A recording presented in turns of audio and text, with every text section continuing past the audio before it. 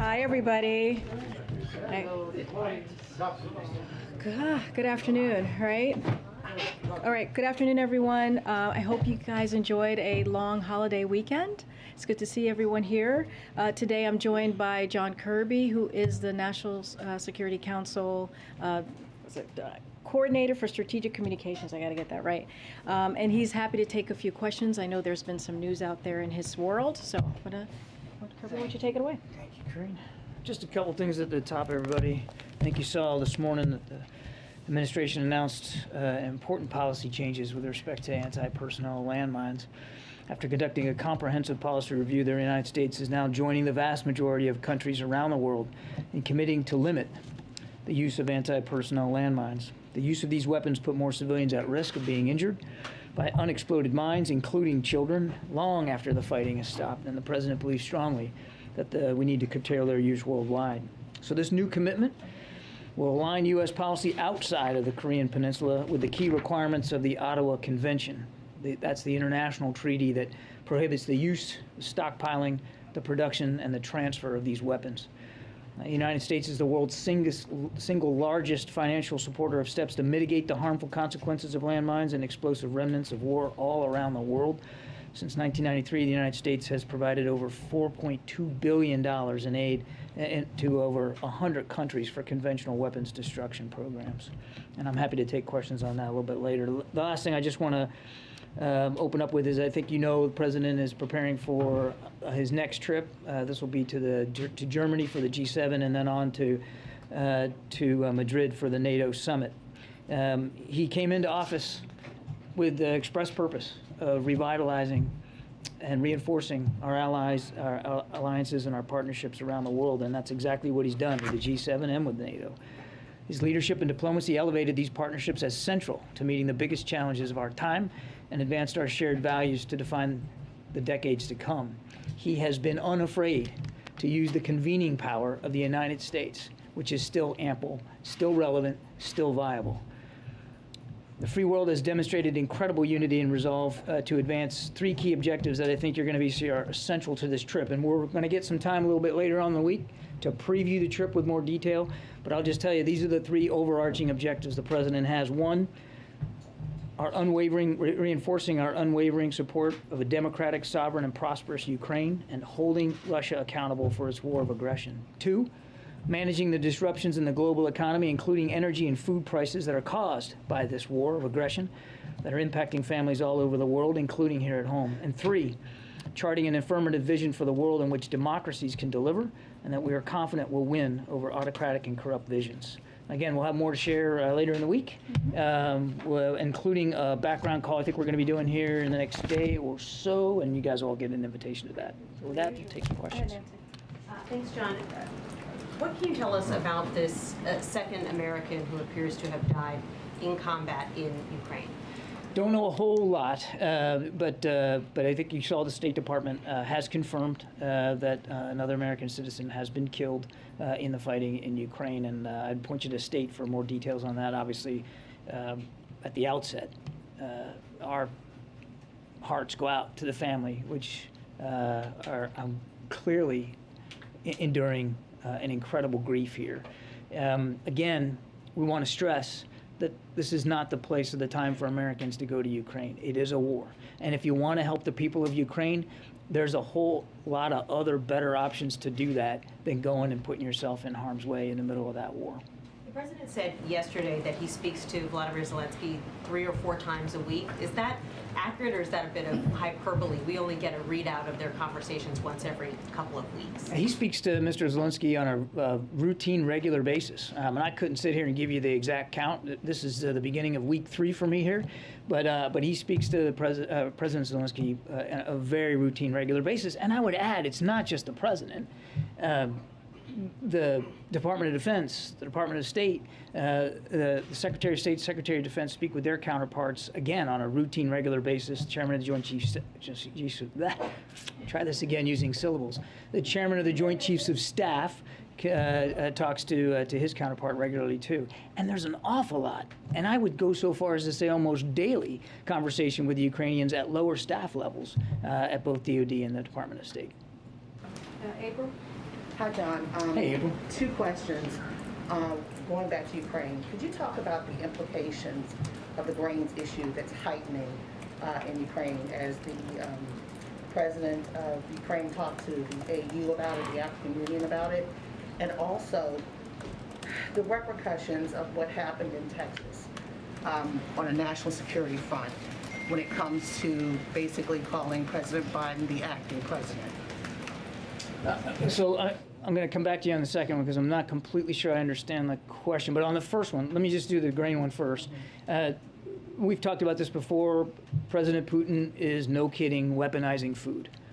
Let's just call it what it is. He's weaponizing food. He's got an essential blockade there in the Black Sea so that nothing can leave by sea, and that's, of course, how Ukraine has historically gotten its grain to markets. And so the president's working with leaders around the world to see if there's other overland ways we can do that. And he's exploring a range of options. He's keeping an open mind about how that would look. And there's lots of other of our partners, particularly in Europe, who also want to see that done. So there's a lot of work being done here. But as I said, I think the other day, last week, we know time is not on our side. I mean, this grain is a perishable commodity, so we want to get it out as fast as we can. Yeah. And on the second question, on the national security front, especially as we're seeing what's happening with the January 6th committee, what does it do on the national security front for Texas to make those strong statements about the 2020 election? I'm afraid I didn't see the comments. Can you elucidate? The Texas Republican platform, I think is what she's referring No, I don't, thank you, no. They're rejecting the president. What's happening is they're saying the president is acting president. The state of Texas. I'm sorry. Okay, yeah, I did. I'm sorry.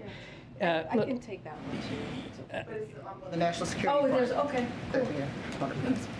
on the national security front, I mean, look,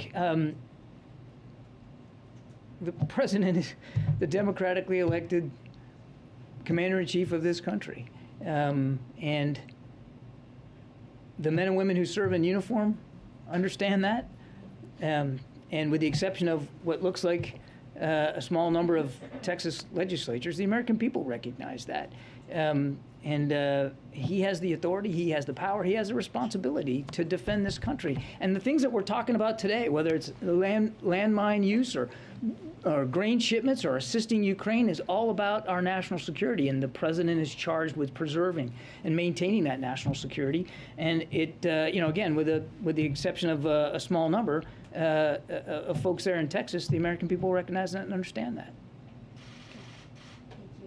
John, what do you make of the Kremlin saying that the Americans captured in Ukraine aren't covered under the Geneva Convention protections for prisoners of war? Yeah, we've seen the comments by Mr. Peskov with respect to this, not ruling out certain protections. I would tell you a couple of things. One, we still are trying to learn more about these two individuals. Okay. Number two, it's appalling that a public official in Russia would even suggest the death penalty for two American citizens that were in Ukraine. We're going to continue to try to learn what we can here about this, and again, stay in touch as much as we can with the families. If you're not afforded protections under the Geneva Convention, what's the course of action that you're thinking about? I don't think it'd be useful for us to get into hypotheticals right now, Jackie. I mean, we got more homework here to do, but I do think it's important for us to make it clear, totally appalling, for even the suggestion that result could be the outcome here for these two individuals. Hey, thanks, Karine. John, the Chinese have imported a record amount of oil from Russia, and the trade between the two countries is growing. What message do you have to the Chinese related to this? I think this is just a piece of China's willingness to continue to go along with Russia, and we're seeing this as yet another example of a growing collaboration between China and Russia with respect to Ukraine. We have, as we've said at the outset, called on China to be a responsible power here and to join the rest of the world in condemning what Russia has done in Ukraine and in enforcing sanctions against Russia for it. So it's just another example. And look, it's also another example of how global security really is interconnected. It's not just about security on the European continent. it's connected. What's happening in Ukraine, this is a perfect example of how it's connected to national security, our national security interests, and those of allies and partners in the Indo-Pacific as well. But at what point do they rise to the level where they're breaking sanctions or pushing the line for those sanctions that the U.S. Would like to impose? Well, again, they haven't been participants in the sanction regime so far. Go ahead, you do the follow-up. Thanks, John. Also, India has been buying a lot of the Russian oil that the Europeans aren't buying. So how does the administration keep financial pressure on Russia? And what does this say about U.S.-Indian relations that Prime Minister Modi is making these purchases? Yeah, India is also a very key strategic partner in the Indo-Pacific region. And there's many ways that partnership represents itself both in defense and security, economic as well. I think we'll let Indian leaders speak to their economic policies. What I can just tell you is we value this bilateral relationship with India, and we continue to want, obviously, every country has to make their decisions for themselves. These are sovereign decisions, but we want as much pressure put internationally on Russia as possible. There needs to be, just last point, there needs to be costs and consequences for what Mr. Putin is doing. Anything will President Biden be asking G7 leaders to do next week to bring down the cost of energy and bring down the cost of food?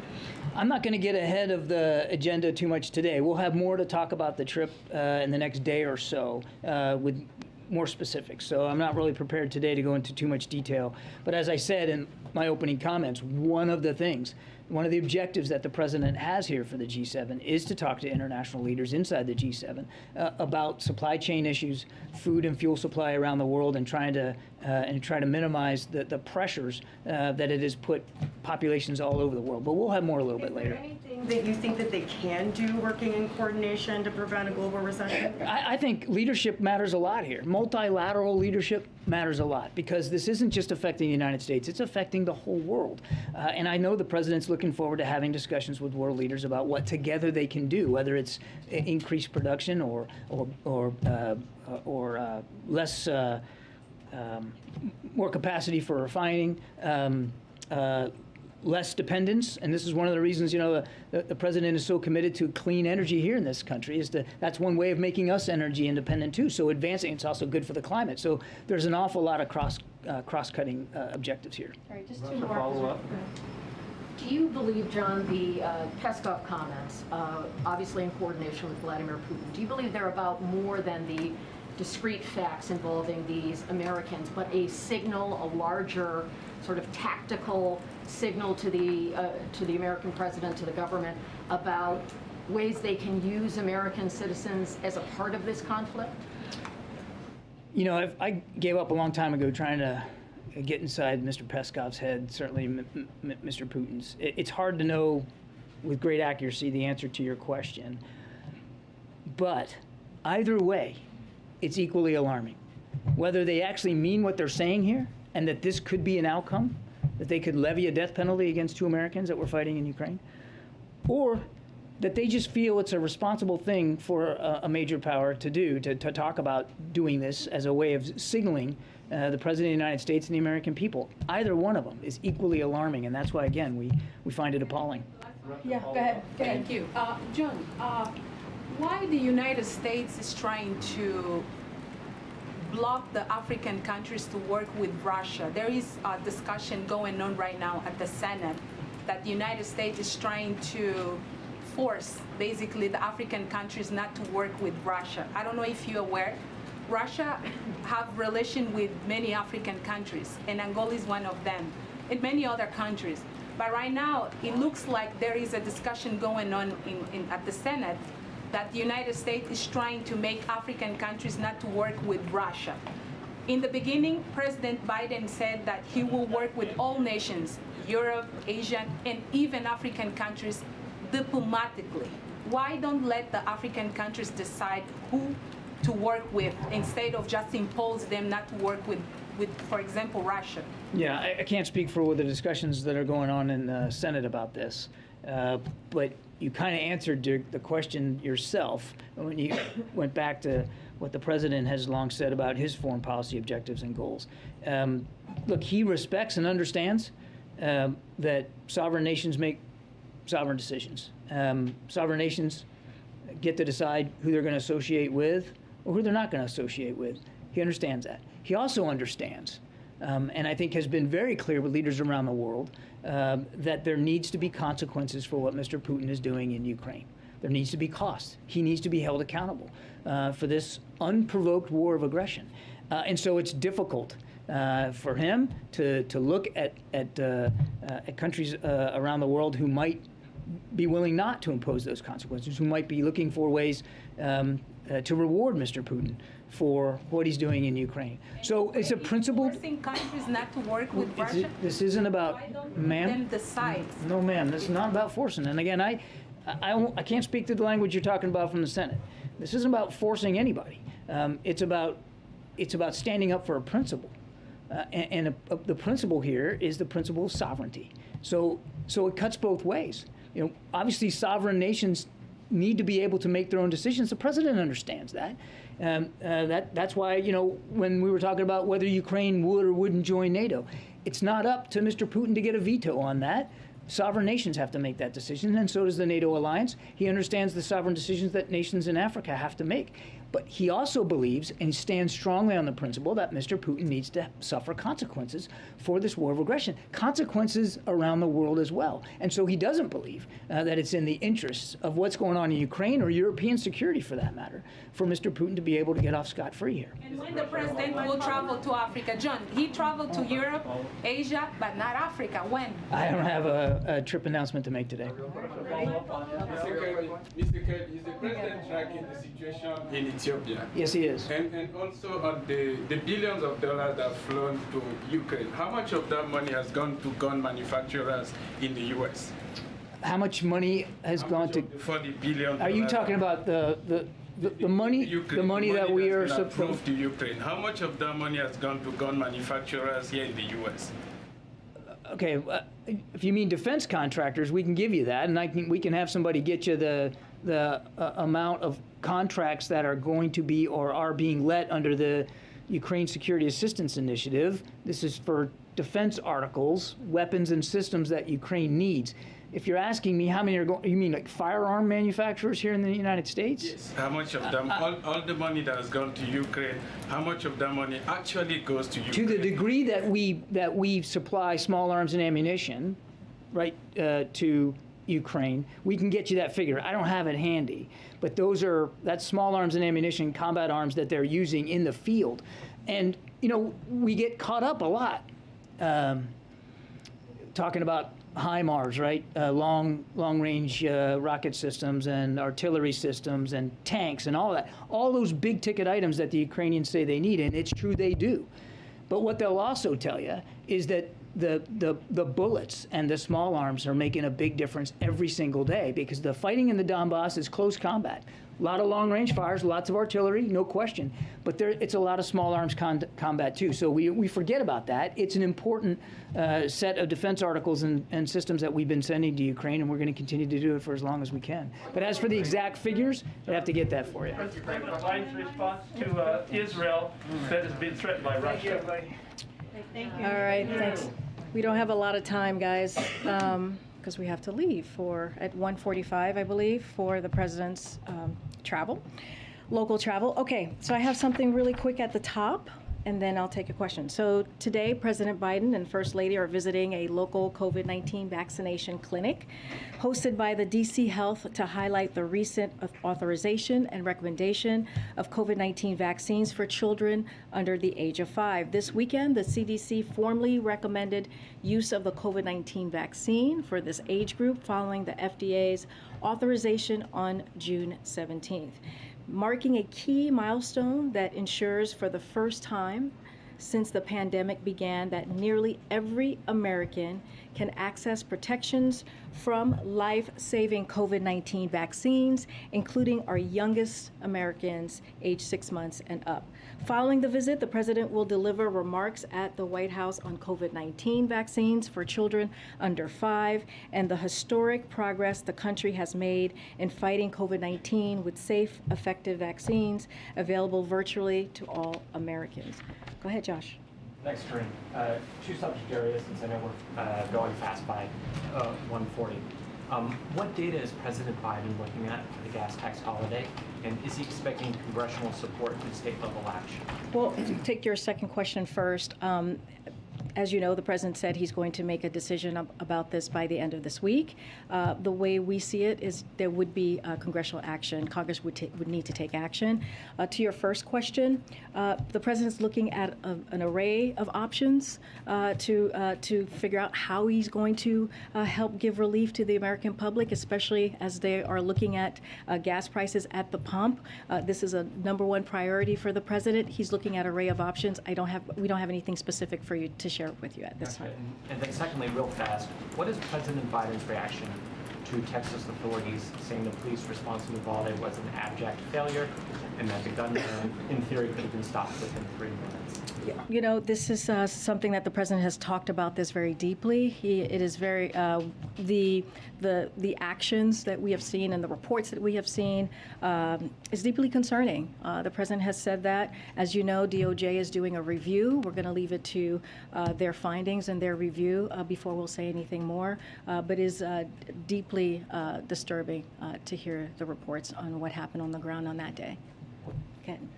On the issue of the federal gas tax, has the White House started reaching out to Congress yet on this, working with members to try and get them on board with this? Because as you know, you would of course need their approval for any suspension. Absolutely. We would definitely, as I said, need Congress to act on this. I can't lay out, I don't have anything to lay out on any outreach that we've made to Congress. The president, as you all know, understands the stress that the American public is feeling across the country. This is why he has taken action himself when it comes to tapping the Strategic Petroleum Reserve, a historic amount of oil, 1 million of barrels of oil a day, I should say, just to be exact, and also getting his partners to do 240 million barrels as well. There's the ethanol 15, as he has been able to make sure that we give relief to thousands of Americans across the country. So this is something that has been a complete priority for the president. I don't have anything specific to lay out about meetings coming up or meetings that have happened. And the president said he's not planning to sit down with any oil and gas CEOs as he makes this decision. Why not? So as I can confirm here, I know it's been kind of been reported out there, Secretary Granholm is going to be meeting with the 7 CEOs on Thursday, this coming Thursday. That's the first step that he wanted to make sure happened. Remember, our goal is to make sure that we have a sit-down conversation where we come up with solutions, that we work with the CEOs and figure out what else that we can do to move that capacity forward. So the meeting is happening on Thursday with Secretary Granholm, and she's going to sit down with the CEOs, and hopefully we have some solutions that come out of the meeting. The first step is but the president's not ruling out meeting with them. No, the president spoke to this himself yesterday, which is like he's not going to be meeting with the CEOs. I'll let that stand and speak for himself. The way that we view this is, what I mean by first step is they're going to sit down, have a conversation. The second step is coming up with solution and ideas. The president said last week that there's no inevitability around a recession, but there is a greater deal of market concern about exactly that. And I know that inflation is your #1 concern, but can you talk a little bit about if you're doing anything at all to prevent a recession or a rise in unemployment? So the way that we see this, and you've heard us talk about this, that we're in a moment of transition. We have seen we are in a unique situation with the historical gains with our economy. The way that we see it is unemployment rate has held steady at 3.6, which is also near historic lows. Business investment remains strong. Household balance sheets remain strong. There was an analysis that came out recently that showed middle-class Americans had an additional $10,000 in savings then before the pandemic. Another analysis found that all income groups had higher checking account balances at the the end of March than they had pre-pandemic. So we see that the strengths that our economic strength that we have seen from this past year, from the action that the president has taken with the American Rescue Plan, with what we have seen with the historical gains, that is going to help us deal with a recession. Right now, we don't see a recession. Right now, we're not in a recession right now. Right now, we're in a transition where we are going to go into a place of stable and steady growth, and that's going to be our focus. And just one more. AAA was out with a report today saying that there's going to be a record number of people driving for the 4th of July holiday, and I'm wondering what that tells you about whether inflation is in fact the top concern for the American people, and whether there's a role for conservation to play given the extreme demands on energy supplies right now. Well, say a little bit more. You're saying Americans are happy, it would seem, to go out I see what you're and saying. to pay as much money as gas costs to go on vacation and do all of the things that they would normally do. In fact, more so than in the past.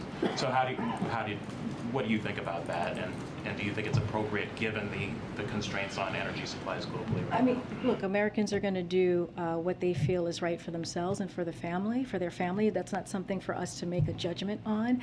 I think what we're seeing right now is, we've been in a pandemic for some time, and I think Americans are feeling as if this summer it's time to get out and go visit families, and I think that's a reaction that we're seeing there. But I have to say, a lot of that is thankful to the president and the work that he has done to make sure that more than 220 million people are fully vaccinated. That matters. Today he's going to visit a COVID health center where we are going to be able to vaccinate our youngest among us, which is the 0 to 5. That's about 18 million young people, which is a lot of that work is due because of what the president has been able to do, and the American Rescue Plan, and the vaccination strategy that he put forward the moment that he walked into this administration. Look, it's not for me to say what Americans can do or can't do, but I do think this is kind of the pendulum swinging